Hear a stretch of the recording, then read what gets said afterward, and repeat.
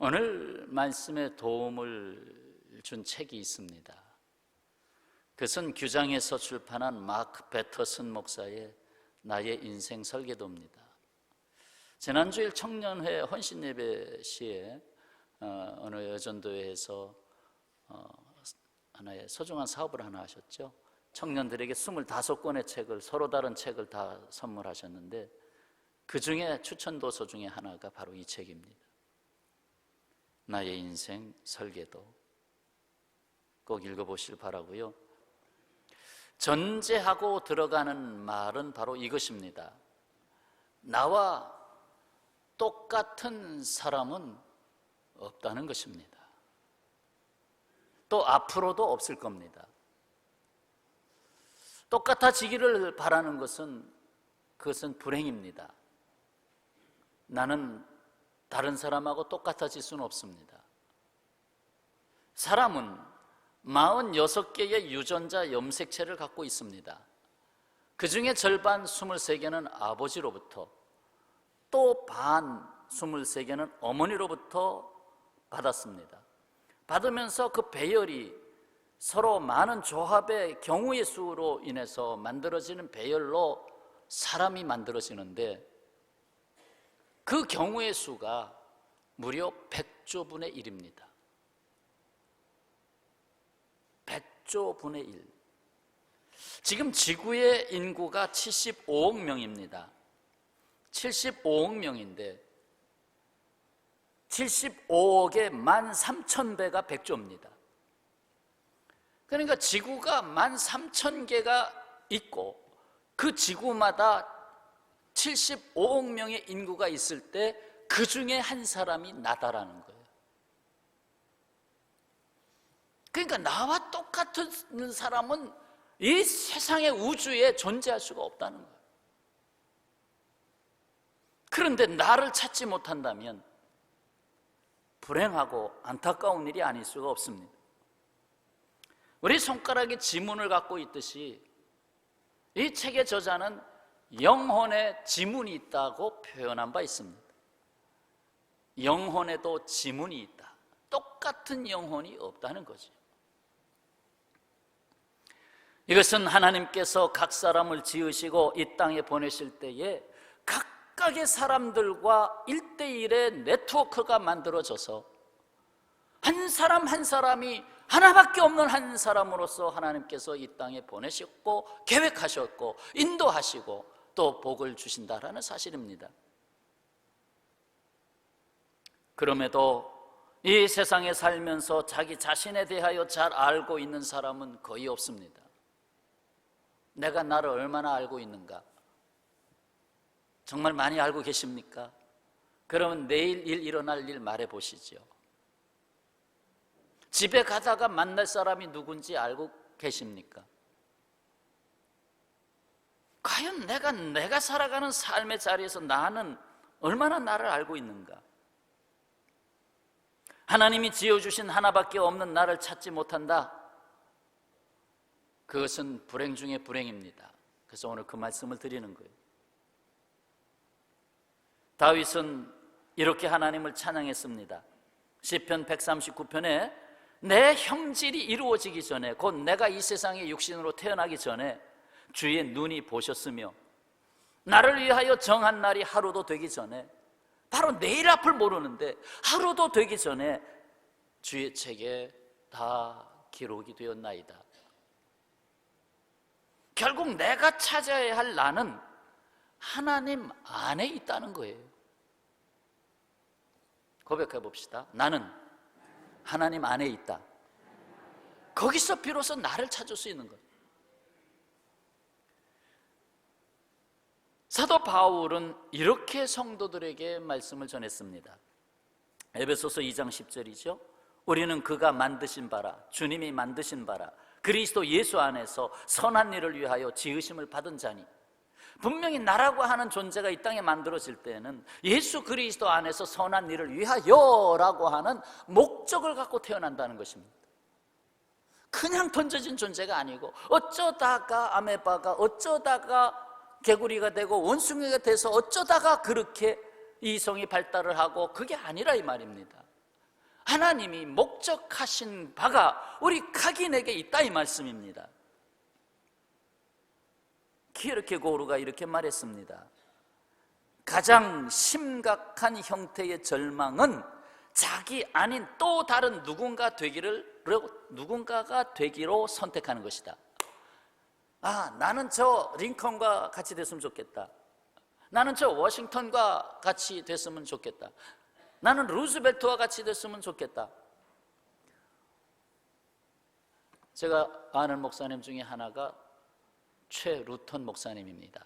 이름 재밌죠? 최 루턴. 왜 그렇게 졌냐? 그러니까 루즈벨트와 와싱턴, 루즈벨트와 와싱턴 같은 사람이 되라고 해서 부친이 그렇게 져주셨다. 내가 다른 사람과 똑같아지기를 원하는 선택은 가장 심각한 형태의 절망이다. 그 사람이 되지 마라.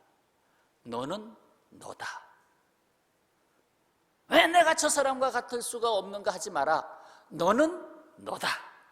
나는 왜 형과 같이 될 수 없는가? 아니다. 너는 너다. 라는 거예요. 누구나 자기 자신을 찾아야 된다는 거예요. 자기가 자기 자신에 대해서 알고 있는 부분이 얼마나 될까? 말 그대로 일부분입니다. 정말 나는 나에 대해서 조금밖에 모릅니다. 그래서 주여 나를 인도하소서. 주여 내가 주님을 의지합니다. 그렇게 기도하잖아요. 내가 나를 모르니까. 그럼 뭐 내가 나를 너무나 잘 알면 하나님 좀 쉬세요. 제가 알아서 할게요. 다윗이 사울 왕궁을 출입할 수 있었던 것은 다윗이 하프를 연주할 때 많은 위로를 줬기 때문에 그래요. 그러니까 사울 왕이 그 다윗 불러들여라. 그래서 다윗으로 하여금 하프를 연주하게 하면 그 분노가 잦아들고 마음이 편안해지고 그걸 즐겼어요.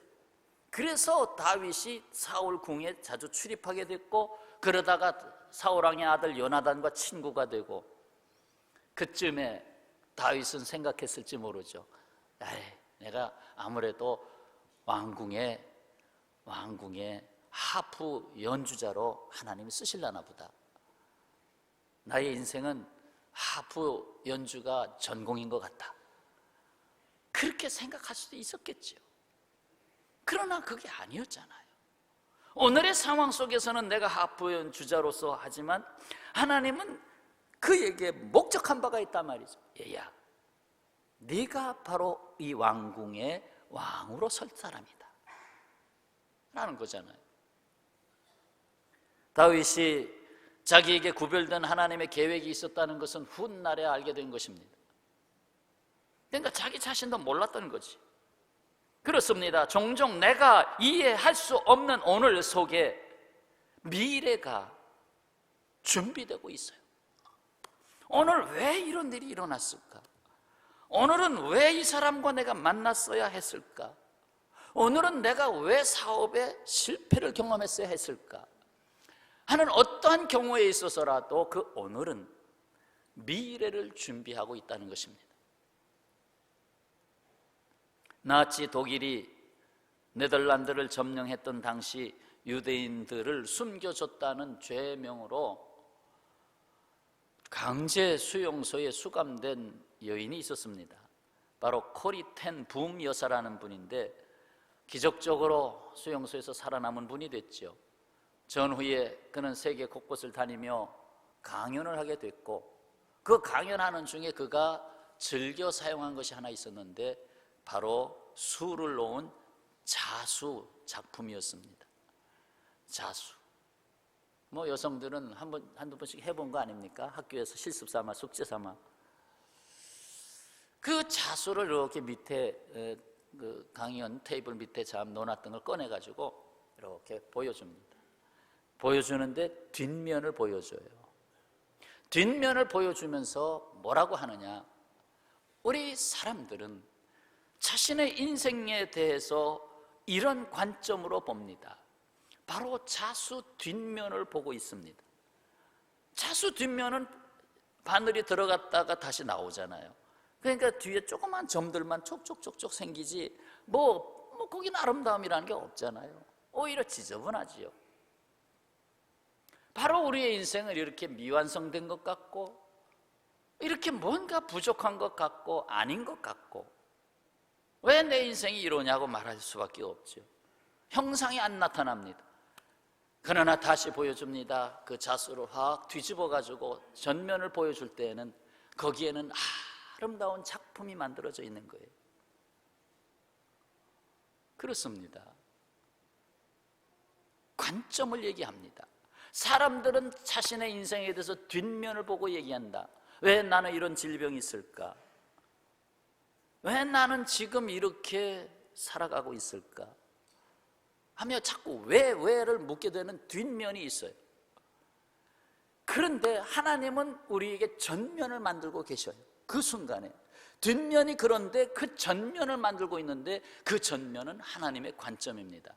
얘야, 내가 너를 그렇게 뒷면으로 만들고 있는 것은 너에게 앞면이 있기 때문에 그렇다.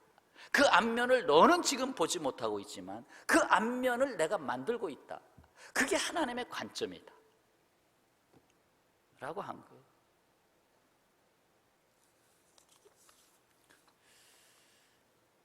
우리는 여기서 4개의 창으로 표현되는 이른바 조하리의 창을 좀 살펴보려고 합니다. 아마 공부 조금 하신 분들은 이거 하고 생각하시겠죠. 한번 띄워보시죠.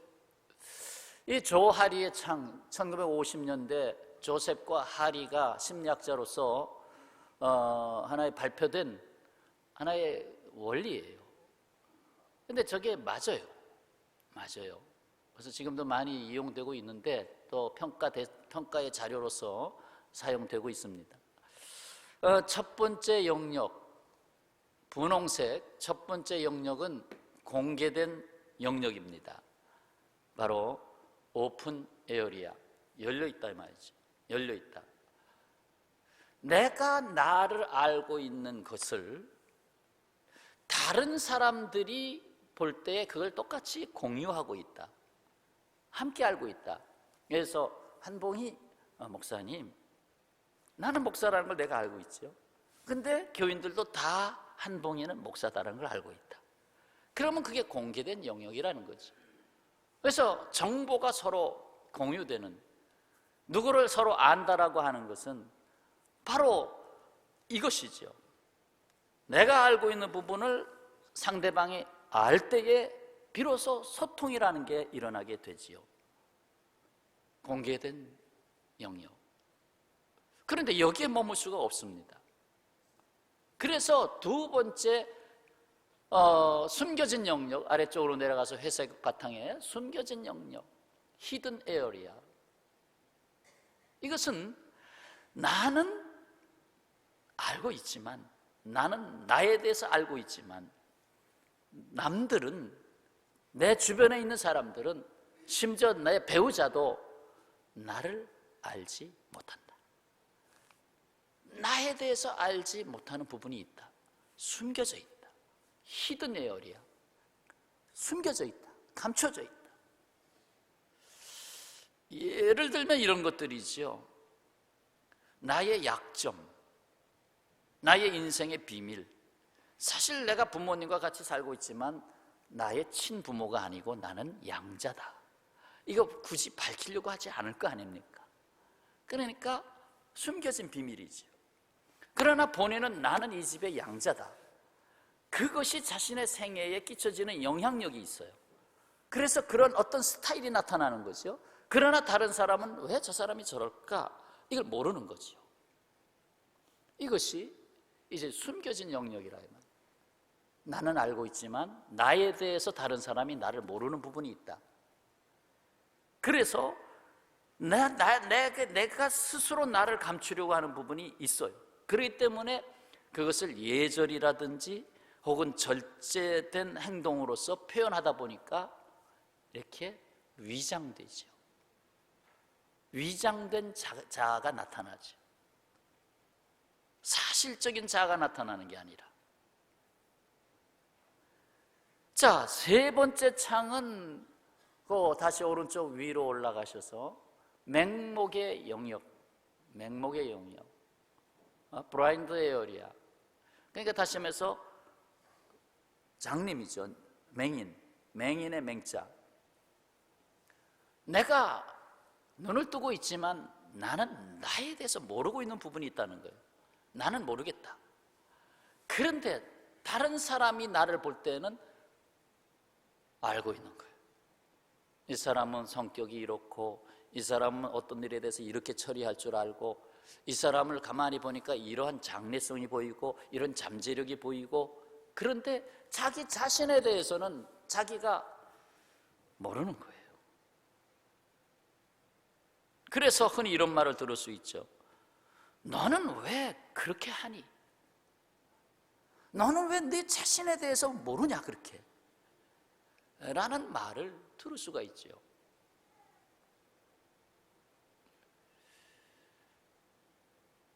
그래서 장점으로는 잠재력을 다른 사람이 발견시켜 주기도 합니다. 부모님이 자녀들 자라날 때 얘야 너는 이런 소질이 있단다 하고 칭찬해 주고, 본인은 모르는데 그래서 그걸 자꾸 개발해 주지요.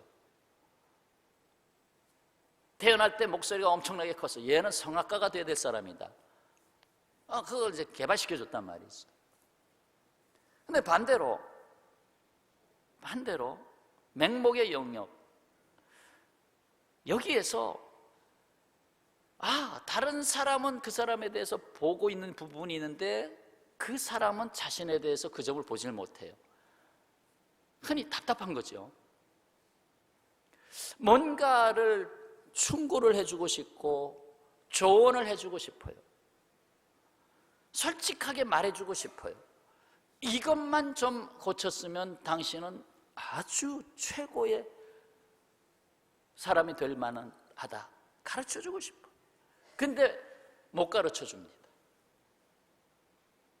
잘못 가르쳐주면 상처를 입기 때문에, 잘못 가르쳐주면 오히려 반발하기 때문에, 그래서 친구조차도 그것을 쉽게 하지 못합니다. 맹목의 영역. 자, 끝으로 네 번째, 푸른 하늘색 미지의 영역. 미지의 영역. 이것은 나도 나에 대해서 모르는 부분이 있고 다른 사람이 역시 나에 대해서 몰라요.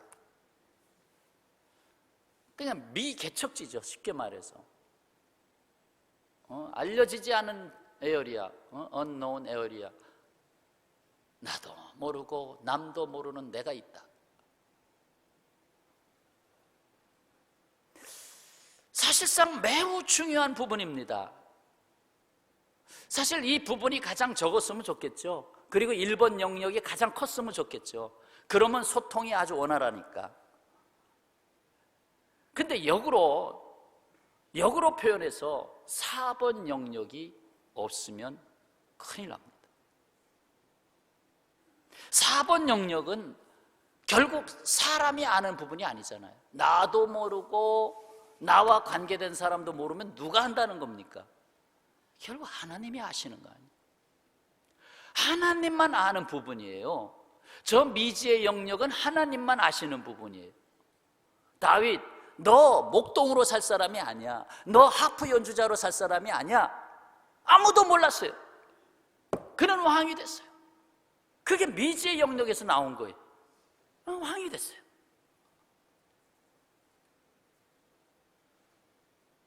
일반적으로 첫 번째 영역이 넓을수록 좋다고 평가를 내리지만, 그러나 우리가 저 부분을 심리학적인 것보다도 종교학적으로 접근하면 4번이 커야 됩니다. 미지의 영역에 대한 저기에 나의 꿈이 있고 저기에서 서로를 이해할 수 있는 부분이 나옵니다. 나도 당신 잘 몰라요. 당신도 나 잘 몰라요. 그러니까 거기서 이해를 해줘야죠. 모르니까, 모른다는 것을 알고 내가 당신을 다 모른다. 그러니까 이해해줘야죠. C.S. 루이스는 순전한 기독교에서 말하기를, 당신의 진짜 자아, 새로운 자아는 하나님을 찾고 있을 때 올 것이다. 하나님을 찾고 있을 때 내가 비로소 찾아진다는 것. 당연하죠. 하나님이 지으셨는데, 하나님의 코드가 들어가 있는데, 하나님의 유전자가 들어가 있는데. 그렇습니다. 나 자신을 발견하고 싶다면 하나님을 찾아야 됩니다. 하나님을 모르는 삶은 결국 자기를 모르는 삶이 됩니다. 평생 살아도 자신에 대해서 모르고 삽니다. 그냥 로봇으로 삽니다. 로봇의 부상 책을 하나 읽었는데요, 심각하지요. 로봇이 인간에게 편리함을 가져다 주지만, 또 경영자에게는 경비 절감을 가져다 주지만 심각한 실업자들을 만들어낼 겁니다. 인류가 할 수 있는 직종의 50% 이상은 앞으로 로봇가 다 할 겁니다.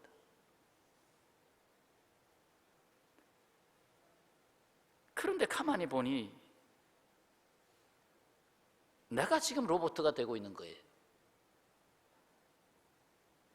하나님이 원하시는, 하나님이 불러주신 부름의 삶의 응답이 되지 아니하고 내가 매일 굴러가는 로봇, 매일 아침 7시면 일어나고 예를 들어서 이렇게 매일같이 돌아가는 삶에서 벗어나지 못하고 있다.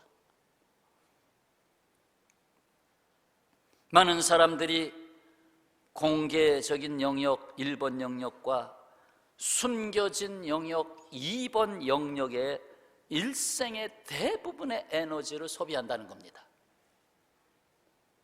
사실상 3번, 4번 영역은 내가 모르는 영역 아니에요. 내가 모르는 영역이기 때문에 거기에 결국 관심을 가질 수가 없고 거기에 나의 인생에 대한 도전을 할 수가 없는 거예요. 남이 나에게 뭐라고 말해주면 아, 그런가? 내가 그런 게 있구나 하고 고쳐가야죠. 하나님, 내가 말씀을 펴고 기도의 자리에 엎드려서 주님이 내게 뜻하신 미지의 삶, 그 숨겨놓은, 그 밭에 숨겨놓은 보배로운 그것을 다시 발견해야 되겠네요. 그래서 결국 세 번째와 네 번째의 영역으로 나아갈 때, 세 번째도 머물면 안 되고 결국 네 번째로 향하여 나아갈 때, 1번에서 4번 쪽으로 나아갈 때 여기서 자신의 영혼의 지문을 발견하게 됩니다. 영혼의 지문을 발견한다. 네. 그렇기 때문에 바로 이러한 말씀 속에서 우리가 주 안에서 기뻐해야 할 이유가 있는 것입니다. 주 안에 있는 자로서 마땅히 기뻐할 이유가 여기에 있다 이 말입니다. 오히려 내가 모르고 있는 부분 속에 하나님의 비밀이 담겨 있다 이 말입니다. 내가 알아서 사나요? 내가 안다고 다 되던가요? 아니더라고요.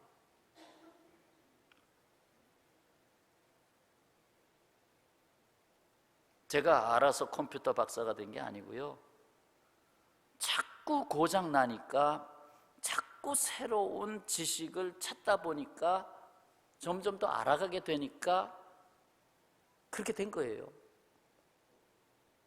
그렇게 된 거예요. 그래서 고장 나야 기술자가 되는 거예요. 내 인생이 망가져야 새로운 인생이 거기서 개발되는 거예요.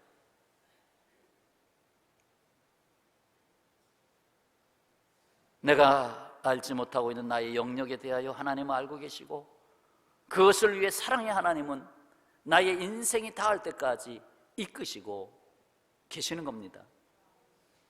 우리가 보는 관점이 하나님의 보시는 관점으로 바뀌어가는 인생 여정, 내가 보는 관점이 하나님의 보는 관점으로 바뀌어가는 여정이 곧 삶의 깨달음이요, 그것이 곧 성장이요, 그것이 거듭남이요, 그것이 거룩하여짐으로 가는 여정인 거예요. 과정인 거예요. 저도 지금 하나님이 계속 깨뜨리시려고 그러는 것 같아요.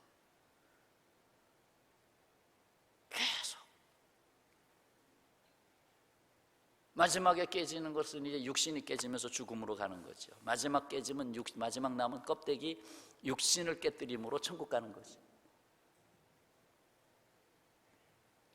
내가 알지 못하는 영역들을 향한 걸음을 위해서 하나님은 관계성 안으로 우리를 부르십니다. 그 관계성은 성경이 가르치는 두 요소 아닙니까? 하나는 관계의 본질, 원인이 되고 있는 하나님과의 관계. 하나님은 모든 것의 시작이니까. 그리고 그 관계의 부요함을 누릴 수 있도록 사람들과의 관계, 이웃사랑의 관계, 그걸 이루시는 거예요. 그것이 십계명의 정신이고, 그것을 첫째 되는 계명, 둘째 되는 계명으로 요약하신 것이 바로 예수님이 종합해서 요약하셨죠. 종종 그 관계를 통해서 자신을 다시 발견하게 하실 때에는 내가 알고 있던 지식과 경험을 넘어서는 경우들을 수없이 겪게 됩니다. 돌덩어리가 쇠망치를 만납니다. 그럴 때에 그 돌덩어리 속에 숨겨놓은 형상이 만들어집니다. 예술 작품이 만들어집니다. 자기 안에 감춰져 있는 형상이 드러나기 시작하는 것입니다. 삶의 고통, 그것을 원하는 사람이 어디 있겠어요? 그러나 그것이 없이는 하나님이 뜻하신 인생의 결국에 이룰 수가 없어요. 제 입에 맞는 것만 하면 발전이 없어요. 성장이 없어요. 애들 기르면서 좋아하는 초콜릿, 사탕, 그것만 주식으로 삼아서 아이 태어나자마자 그것만 삼아서 한 3년 먹여봐요. 어떤 사람이 되겠어요? 아마 병덩어리로 살겠죠. 그러므로 슬픔 중에서도 기뻐해야 할 이유가 있는 것입니다. 실패 중에서도 기뻐해야 할 이유가 있는 것입니다. 고통 중에서도 기뻐해야 할 이유가 있는 것입니다. 그렇습니까? 안 그렇다는데요. 그렇습니까? 사실 다윗 왕이 궁전에서 사는 것이 목적이 아니었습니다. 다윗 왕이 궁전에서 사는 거, 그게 목적이 아니라 다윗이라는 사람 속에 하나님의 궁전을 세우시기를 원하셨습니다. 이해가 되셔요? 다윗이라는 사람 속에 하나님의 궁전을 넣어주려고 하는 거예요. 다윗이 궁전을 만드는 게 아니고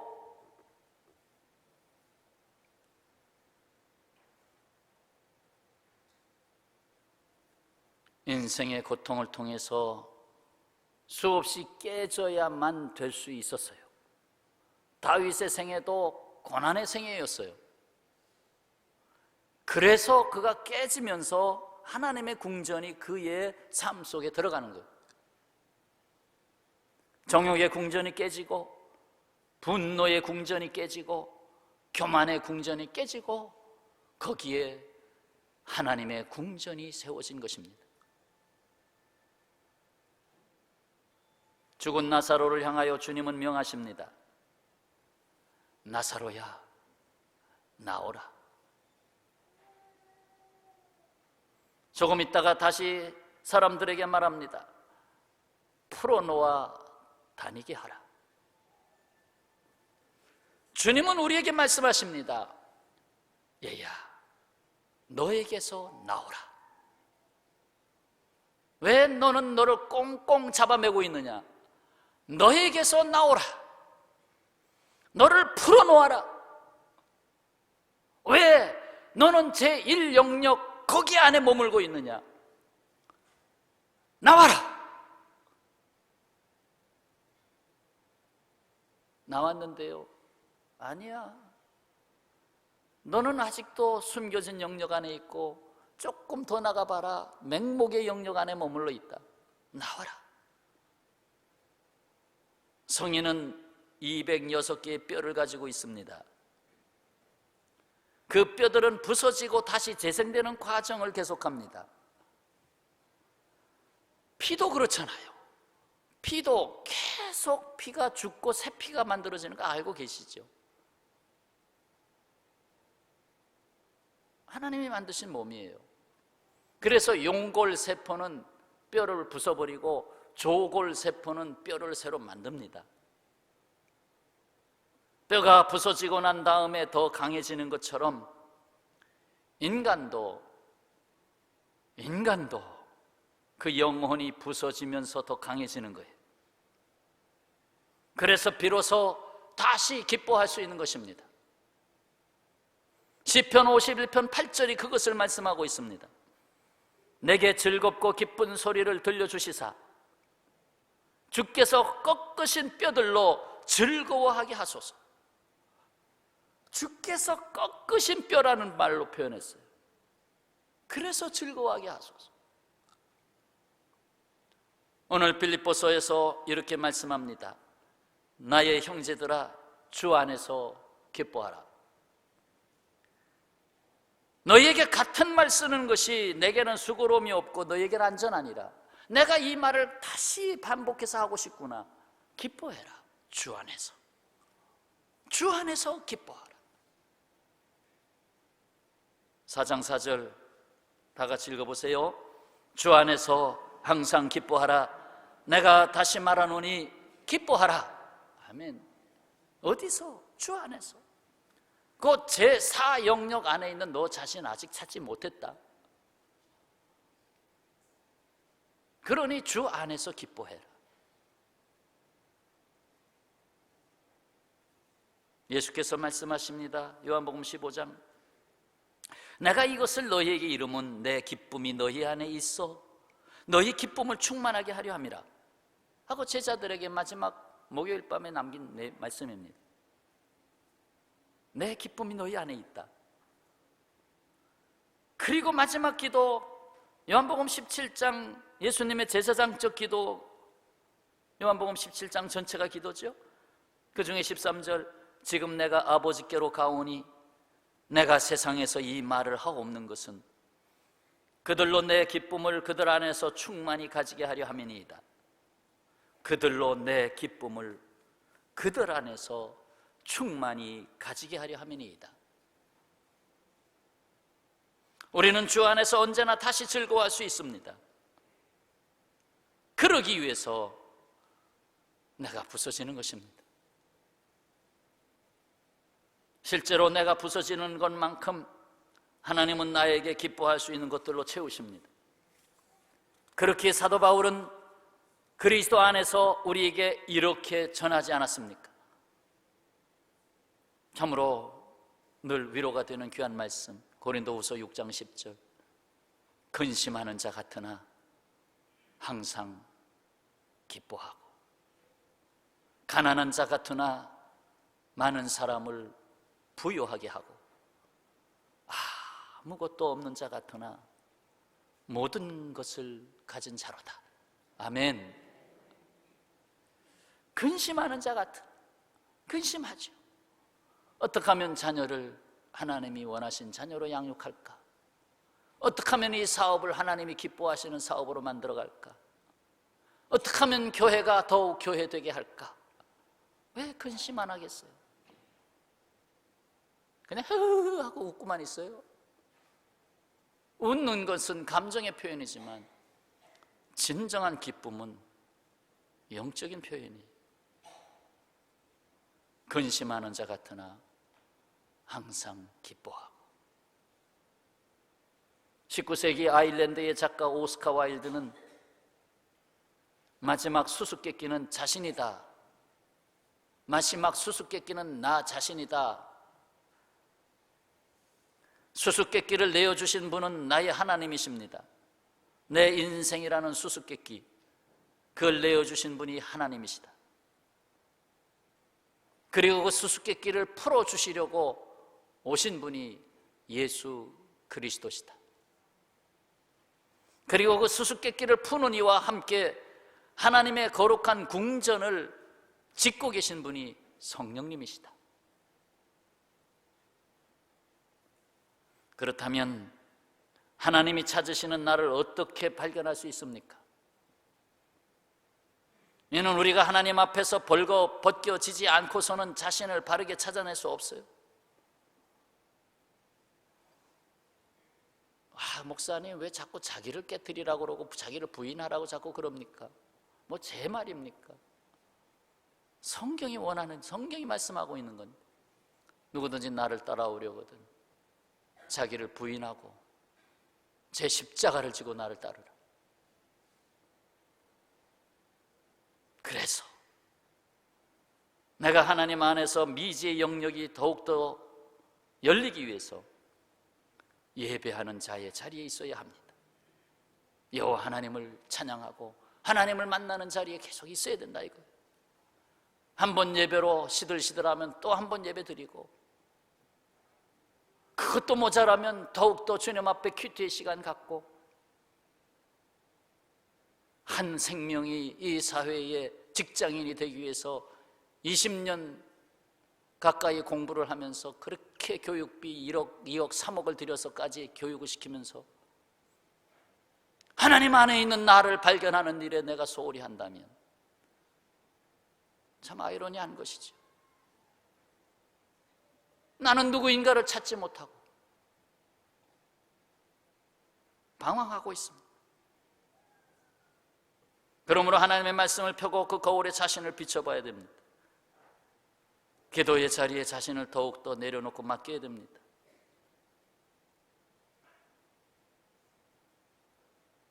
하나님의 말씀과 기도로 거룩하여짐이라 사도 바울의 목회 신조고 디모데에게 준 두 개의 기둥입니다. 거룩한 곧 세상의 유행에 따르지 아니하고 하나님이 뜻하신 삶으로 구별된 삶으로 이끌어가는 표지가 있다. 그 말씀의 삶, 기도의 삶이다. 마지막 시대의 교인들이 만약에 힘을 잃게 된다면 이 두 가지를 놓침으로 이룰 것입니다. 말씀보다는 세상의 즐거움이 더 많아지고, 기도하는 시간보다는 이거 지금은 뭐 집 하나 살라고 애를 쓰지만 조금 지나봐요 이제 집이 문제예요. 우주여행하려고 돈 모으죠. 그것뿐이겠어요? 로봇, 각자 집에 로봇 한두 대씩은 더 두려고, 로봇 살라고, 전부 다 로봇한테 맡기려고. 끝이 없어요. 지금 휴대폰 하나 가지고 그러지. 앞으로 로봇의 시대가 머지않아 20-30년 안에 여러분의 삶, 이 세상을 확 바꿔놓을 거예요. 지금도 딸기 따는 거 이미 뉴스에 나왔잖아요. 인공지능 컴퓨터가 다, 로봇이 다 딸기를 따가지고 오잖아요. 이게 잘 익었구나, 이게 잘 익었구나 딱 보고 렌즈로 보고 딱 따잖아요. 인간은 어디 가는 것입니까? 사람은 어디 가는 것입니까? 말씀과 기도로 거룩하여집니다. 다 뺏겨도 다시 말씀의 자리로 나가야 되고, 다 기계에게 내줘도 그 기계가 기도할 수는 없잖아요. 기도하는 사람의 자리에 계속 머물러야 합니다. 여러분 여행 좋아하시죠? 저도 여행 좋아합니다. 왜요? 항상 새로운 것이 기다리고 있으니까. 새로운 사람들, 새로운 환경, 새로운 세계, 이런 걸 보면서 생각하는 게 많아지잖아요. 근데 여행은 그렇게 편하진 않아요. 여행의 잠자리가 편합니까? 먹을 거리가 그렇게 쏙 맞아요? 그렇지 않으면 식중독 걸리고. 그래도 여행 가고 싶어요. 그런데 그보다 놀라운 여행은 따로 있어요. 놀라운 여행, 바로 하나님만 아시는 미지의 창문을 여는 인생의 여정입니다. 미지의 창문. 세상 말로 하면 창의력의 세계예요. 하나님이 주시는 새로운 비전의 세계예요. 더 나아가서 기다리는 여정이 있습니다. 정말 우리는 그날을 기다립니다. 영광스러운 여행, 새 하늘과 새 땅, 천국으로의 여행, 그것이 있습니다. 여러분, 부부가 함께 살 때 누가 먼저 세상 떠났으면 좋겠어요? 저는 제가 먼저 떠날 겁니다. 왜냐하면 떠나는 사람은 행복해요. 이기적인 것 같지만 다시 아픔이 없고 다시 슬픔이 없고 영광일세 영광일세 하나님 앞에 나아가서 모든 짐 내려놓고 새 노래 부르며 하나님 저 알토 할게요. 아니 넌 남자잖아. 그럼 베이스 할게요. 영원한 즐거움이 있는 천국으로의 여행이 있어요. 사실 고통은 남아있는 가족이 더 고통스럽죠. 이별의 고통, 남은 가족을 위해서 수고해야 될 고통. 그래서 우스꽝 소리 같지만 먼저 갈 수 있도록 기도하세요. 아니면 더 좋은 기도는 한 날에 가도록 기도하세요. 조금 여유 갖고 한 달 사이에 갈 수 있게 해달라고 기도하세요. 자꾸 혼자서 오래 살려고 그러지 말고. 왜 그럴까요? 이 세상 참 고통이 많습니다. 오래 살면 전쟁도 볼 것이고, 오래 살면 로봇의 시대도 볼 것이고, 오래 살면 실업자가 50%가 되는 시대도 볼 것이고, 실업자 20%만 돼도요 폭동이 일어납니다. 우리에게도 일자리 달라. 근데 일자리가 있어야 주지. 다 로봇이 다 뺏어가는데. 기도해야 됩니다. 앞으로의 세상이 그렇게 녹록한 세상이 아닙니다. 다 기계가 뺏어가고 인공지능이 다 뺏어가고, 의사 진찰 안 해요. 딱 피검사 딱 해서 기계 딱 놓으면 인공지능이 처방전까지 다 내줘요.